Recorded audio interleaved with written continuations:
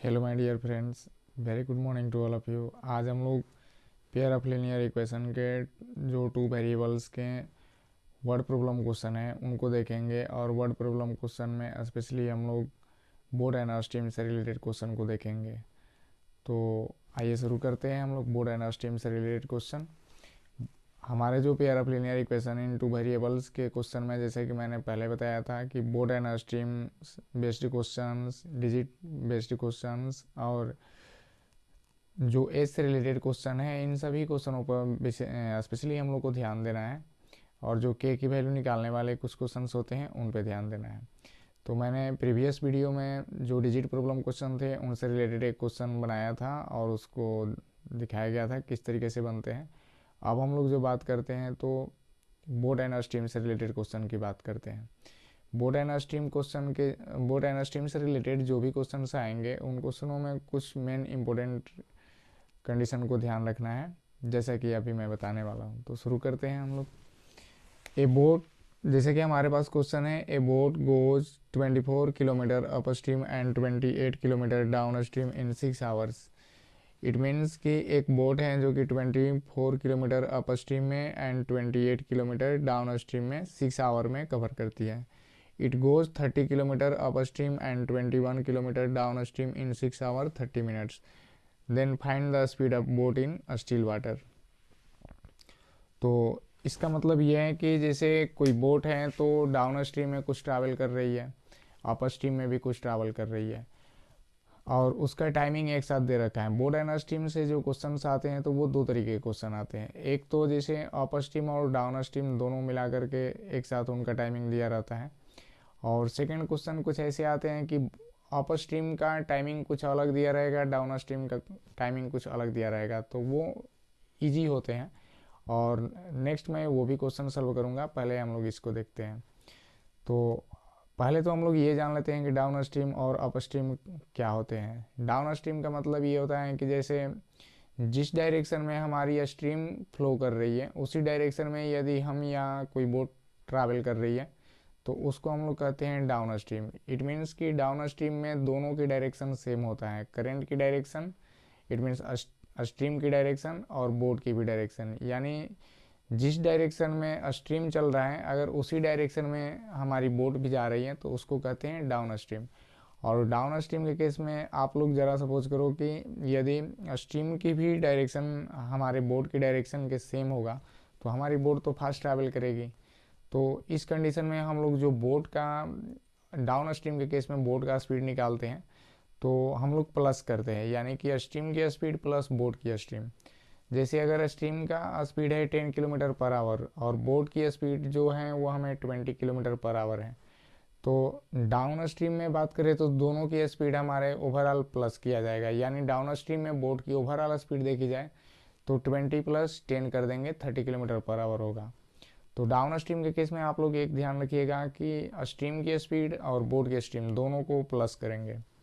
Second second condition हमारा यह है कि अप स्ट्रीम क्या होते हैं। तो अप स्ट्रीम का मतलब होता है अपोजिट डायरेक्शन में। इट मीन्स कि अगर स्ट्रीम की डायरेक्शन, जिस डायरेक्शन में स्ट्रीम की है स्पीड, उस डायरेक्शन में हमारी बोट ना चले, यानी बोट हमारे अपोजिट डायरेक्शन में ट्रैवल करें। तो स्ट्रीम के अपोजिट डायरेक्शन में यदि बोट ट्रैवल कर रही है तो उसको हम लोग कहते हैं अप स्ट्रीम। और आप ज़रा ध्यान दो कि अगर स्ट्रीम की स्पीड के अपोजिट डायरेक्शन में बोट हमारी ट्रैवल करेगी तो बोट की स्पीड तो रेसिस्ट होकर के घट जाएगा, यानी कि कुछ तो उस पर इफेक्ट पड़ेगा जिससे बोट की स्पीड स्लो हो जाएगी। तो अप स्ट्रीम के केस में माइनस ध्यान रखते हैं। अरे इतना क्या टेंशन लेना है, बस दो ध्यान रखना। डाउन स्ट्रीम के केस में हम लोग प्लस करते हैं और अप स्ट्रीम के केस में हम लोग माइनस करते हैं।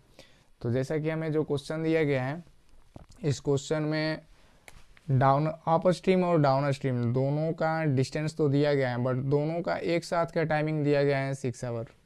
और नेक्स्ट वाले जो कंडीशन दिया गया है इसमें भी अप स्ट्रीम और डाउन स्ट्रीम दोनों का डिस्टेंस दिया गया है और इसका भी एक साथ टाइमिंग दिया गया है 6 आवर 30 मिनट। तो मैंने कि जैसे बोला था कि एक क्वेश्चन तो ऐसे आते हैं कि जिनमें अप स्ट्रीम डाउन स्ट्रीम दोनों की हमें वैल्यू दी रहती है और टाइमिंग एक ही दिया रहता है। दूसरे क्वेश्चन इस पे ऐसे भी आते हैं कि डाउन स्ट्रीम का टाइमिंग अलग दिया रहेगा, अप स्ट्रीम की टाइमिंग अलग दिया रहेगा, फिर उस बेस पे हमें क्वेश्चन को सॉल्व करने होते हैं। तो दो तरीके के हमारे 10th के CBSE बोर्ड के बच्चों दो तरीके के क्वेश्चन आ सकता है। तो पहले जैसा कि ये थोड़ा भास्ट क्वेश्चन होते हैं, इसलिए इसको देख लीजिए। ये भी कोई भास्ट नहीं है, आप लोग चाहेंगे तो थोड़ी सी ध्यान देंगे तो आसानी से बन जाएंगे। सबसे पहले हम लोग क्या करेंगे कि स्ट्रीम दिया रहेगा और बोट दिया रहेगा, तो स्ट्रीम और बोट की स्पीड को एज्यूम कर लेंगे, या बोट के प्लेस पर अगर कोई मैन है स्विमिंग कर रहा है वाटर में तो उसकी स्पीड को हम लोग एज्यूम कर लेंगे। तो जैसा कि हमें अभी दिया गया है बोट और दूसरा दिया गया है स्ट्रीम, तो हम लोग यहाँ स्ट्रीम की पहले स्पीड ले लेते हैं। जैसा कि लेट करेंगे, लेट स्पीड ऑफ, दोनों में से कोई भी ले सकते हैं, या तो स्ट्रीम ले सकते हैं नहीं तो बोट ले सकते हैं। किसी के भी स्पीड को कोई पहले कोई वेरिएबल एज्यूम कर लेना है। जैसा कि लेट स्पीड ऑफ, मैं बोट ही ले लेता हूँ, boat equal to x kilometre per hour. Second, speed of stream equal to y kilometre per our.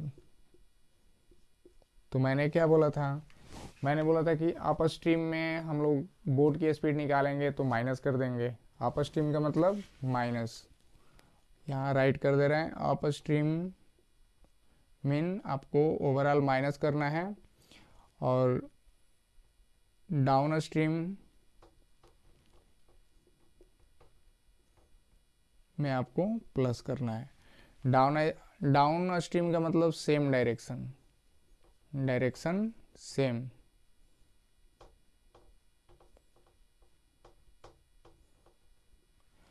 Up stream का मतलब अपोजिट डायरेक्शन। तो डाउन स्ट्रीम के केस में हम लोग बोट का स्पीड निकालेंगे। In downstream speed of boat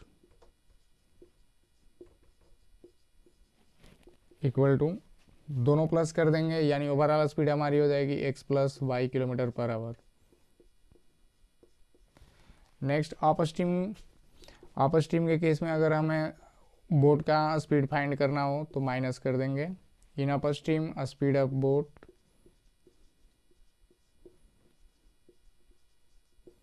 equal to x minus y kilometre per hour.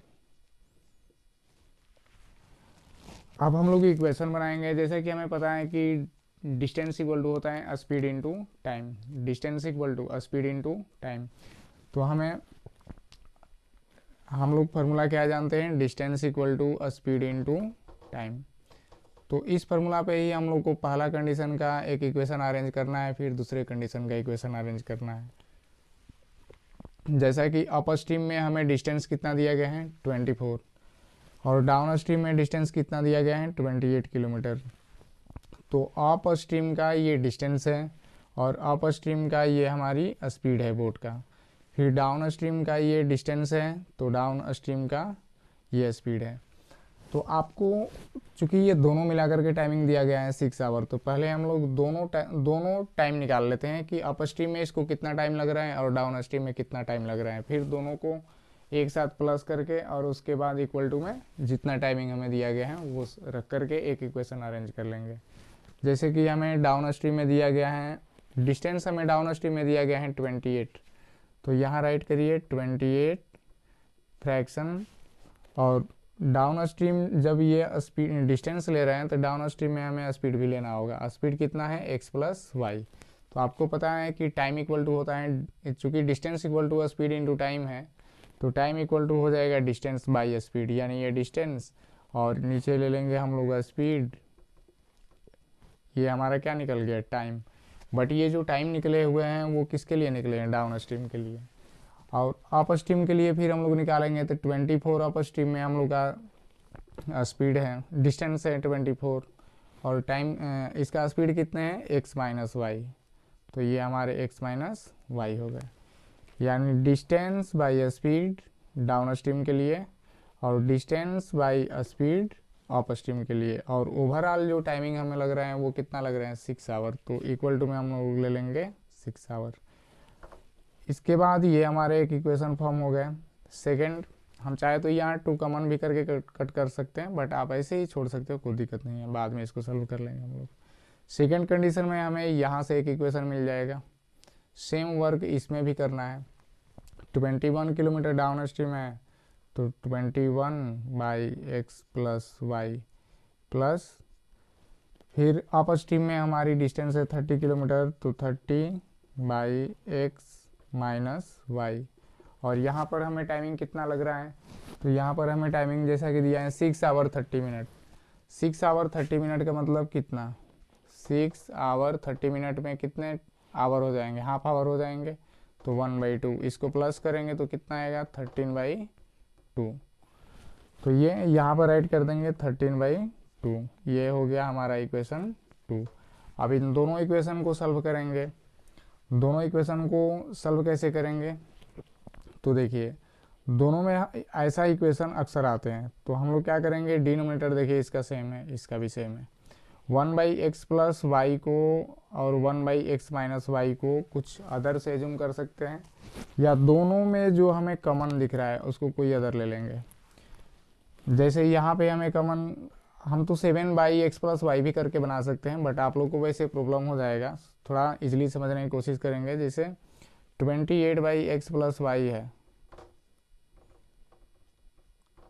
तो क्या इसको हम लोग 28 into 1/x plus Y right कर सकते हैं, यस। फिर 21/x प्लस वाई है, तो इसको भी हम लोग 21 इंटू 21/x प्लस वाई है, तो इसको भी तो हम लोग 21 into 1/x plus Y right कर सकते हैं। अब दोनों में हमें सेम क्या दिख रहा है, 1/x प्लस वाई, तो 1/x प्लस वाई को हम लोग कोई अदर्स ले लेते हैं। जैसा कि हम लोग यहाँ कोई भी ले सकते हैं, दूसरा कोई टर्म ले सकते हैं। हम लोग यहाँ इसको ले लेते हैं w, और इन दोनों में कॉमन हमें क्या दिख रहा है, तो 1/x minus y equal to ये हो जाए z, इसको सपोज कर लेते हैं। तो अब एक न्यू इक्वेशन हमें फॉर्म होगा, जैसा कि वो इक्वेशन आएगा 28w plus 24z equal to 6। Next second number हमारा इक्वेशन क्या आएगा, 21w plus 30z equal to 13/2। अब इन दोनों इक्वेशन को सॉल्व करेंगे, w और z की वैल्यू निकालेंगे। w और z की वैल्यू निकालने के बाद फिर हम लोग x और y की वैल्यू निकाल लेंगे। तो पहले हम लोग w z निकालते हैं।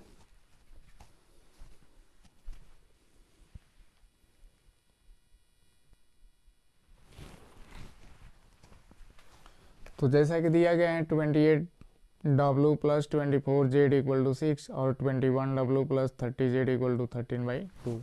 तो आप इसको एलिमिनेशन मेथड से भी फाइंड कर सकते हो, सब्स्टिट्यूशन मेथड से भी फाइंड कर सकते हो, क्रॉस मल्टीप्लिकेशन से भी फाइंड कर सकते हो, बट हम लोग को अभी तो सब्स्टिट्यूशन और एलिमिनेशन की ही ज़्यादा जानकारी रखनी है और इन दोनों से ही क्वेश्चन सॉल्व करने हैं।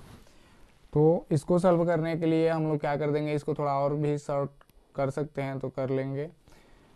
जैसे 28w plus 24z equal to 6 है, तो इसमें मैक्सिमम कॉमन हम लोग क्या कर सकते हैं, 2 कर सकते हैं। तो इन तीनों में 2 कॉमन करके रिमूव कर दीजिए। जैसे यहाँ 2 कॉमन कर लेंगे तो ये 14w हो जाएगा, प्लस इसमें से 2 कॉमन करेंगे तो 12z हो जाएगा, और ये हमारे पास 3 आ जाएंगे। नेक्स्ट सेकंड क्वेश्चन हम लोग का ये है कि जैसे 21w plus 30z equal to 13/2 है, तो इसमें तो कोई कॉमन कर नहीं सकते हैं, तो इसको जो जैसे हैं वैसे ही राइट कर देंगे। ये हमारे पास इतने आ गए इक्वल टू 13/2। इसको कर देते हैं इक्वेशन थर्ड भी कर सकते हैं, पर पहले वाले जो इक्वेशंस लिए थे उसको इक्वेशन 1 और इक्वेशन 2 कर सकते हैं, और उसके बाद इसको a कर देते हैं, इसको b कर देते हैं। अब इसको एलिमिनेशन करने के लिए इस 30 से मल्टीप्लाई कर देंगे सब में, और इसके 12 से इन सब में मल्टीप्लाई कर देंगे। हमें क्या करना है, मैंने कोफिशिएंट को इक्वल करना है, चाहे w वाले कोफिशिएंट को इक्वल करे या z वाले कोफिशिएंट को इक्वल करे। किसी एक कोफिशिएंट को जब तक हम लोग इक्वल नहीं करेंगे फिर इसको कठिन नहीं कर सकते हैं, और एलिमिनेशन करने के लिए तो कोफिशिएंट को इक्वल करना ही होता है। तो मैं थोड़ा सा इसको शॉर्ट सॉल्व कर रहा हूँ। जैसे हम लोग को करना ये है कि 14w है, तो अगर ये दोनों कोफिशिएंट को इक्वल करना चाहते हैं तो इससे ये मल्टीप्लाई कर लेंगे तो ये इक्वल हो जाएगा, और नहीं तो जेड को इक्वल करना चाहते हैं तो 30 से इसको मल्टीप्लाई कर लेंगे, या ऐसे कोई टर्म हम लोग ले लेंगे जिससे कि दोनों इक्वेशन हमारे इक्वल हो जाए। जैसा कि अगर हम लोग 30 से इसको मल्टीप्लाई कर देते हैं तो 30 से इसको मल्टीप्लाई करेंगे तो कितना हो जाएगा 420 W, इस 30 से मल्टीप्लाई करेंगे और तीनों में करेंगे, यानी कि ए इक्वेशन के सारे टर्मों में हम लोग 30 से मल्टीप्लाई करेंगे तो 420 W प्लस 30 से 12 में करेंगे तो 360 Z इक्वल टू 30 से 3 में मल्टीप्लाई करेंगे तो 90। 12 से, अब इस 12 से जब 30 से किए, जेड के कोफिशिएंट से किए इन सब में मल्टीप्लाई, तो ऊपर वाले इक्वेशन के जेड के ये जो हमारे 12 दिए गए हैं इस 12 से सब में मल्टीप्लाई करेंगे। तो 21 में अगर 12 से मल्टीप्लाई करें तो ज़रा देखिए कितने आते हैं,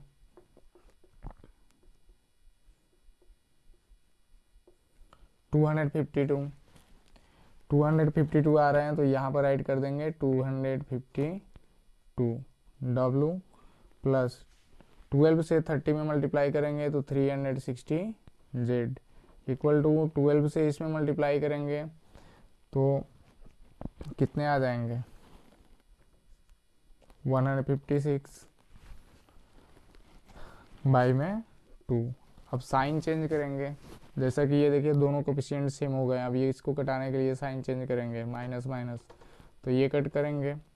420 W से 252 माइनस करेंगे तो 10 माइनस 2 8, और ये 11 से 5 को माइनस करोगे 6। अब ये तो कर ही सकते हो 168।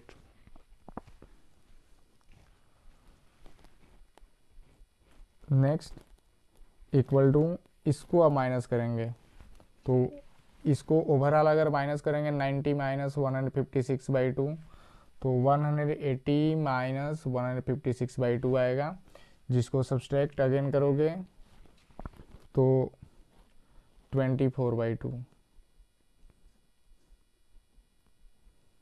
24 बाई 2। अब इसको कट कर दोगे तो 12 आ जाएंगे। अगेन W का वैल्यू निकालोगे तो 12 बाई 168 ये कट जाएगा, यानी W का वैल्यू आएगा 1 बाई 14। W का वैल्यू यहाँ या फर्स्ट यहाँ इस इक्वेशन में रख करके हम लोग Z निकाल लेंगे, जैसा कि यहाँ निकालते हैं 14 इंटू 1 बाई 14, ये W का वैल्यू यहाँ पर रखेंगे, ये जो वैल्यू आया है, और प्लस 12 Z इक्वल टू 3, ये कटा देंगे, 1 को राइट साइड में सेंड करेंगे, 12 Z इक्वल टू 2 हो जाएगा। Z का वैल्यू निकालोगे तो 2 बाई 12, इसको कटाओगे 1 बाई 6। अब एक बार प्रीवियस देखते हैं, 1 by x plus y equal to W दे रखा है, तो W का वैल्यू हम लोग कितना लाए हैं 1 बाई 14, तो 1 बाई एक्स प्लस वाई और इक्वल टू ये वाले वैल्यू वहाँ पे रख देना है 1 बाई 14। फिर यहाँ से हमें इक्वेशन मिल जाएगा x plus y equal to 14, cross multiply कर देंगे या डायरेक्टली इसको दोनों को रेसिप्रोकल कर देंगे। इसको इक्वेशन कर देते हैं, कोई दूसरा इक्वेशन कर लेते हैं, इसको कर दे रहा हूँ मैं c।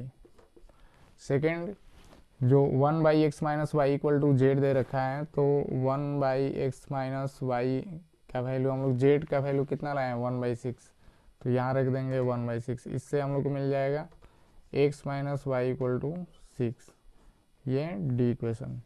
अब इन दोनों इक्वेशन को अगेन हम लोग सॉल्व कर देंगे तो हमारे x और y की वैल्यू निकल जाएगी, जो कि हमारा रियल आंसर होगा। जैसे x plus y equal to 14 and x minus y equal to 6, तो y y cancel, 2x equal to 14 और 6 ऐड करेंगे तो 20, यहाँ से x का वैल्यू मिल जाएगा x इक्वल टू 10। तो जैसा कि हमें स्पीड ऑफ बोट मांगा गया था, तो स्पीड ऑफ बोट में हम लोग चूँकि स्पीड ऑफ बोट क्या लेट कर रहे थे x, तो x का वैल्यू तो निकल ही गया 10 किलोमीटर पर आवर, ये हमारी आंसर हुआ। अगर हमें स्ट्रीम की स्पीड मांगता तो फिर y की वैल्यू यहाँ से निकाल सकते हैं, 10 इसमें रख देंगे, या तो 1 C या D में, तो 10 रख करके निकालोगे तो y का वैल्यू आ जाएगा 14 माइनस 10 यानी 4 kilometre per our. Thank you. Next video में हम लोग एज से रिलेटेड क्वेश्चन की जानकारी लेंगे। धन्यवाद।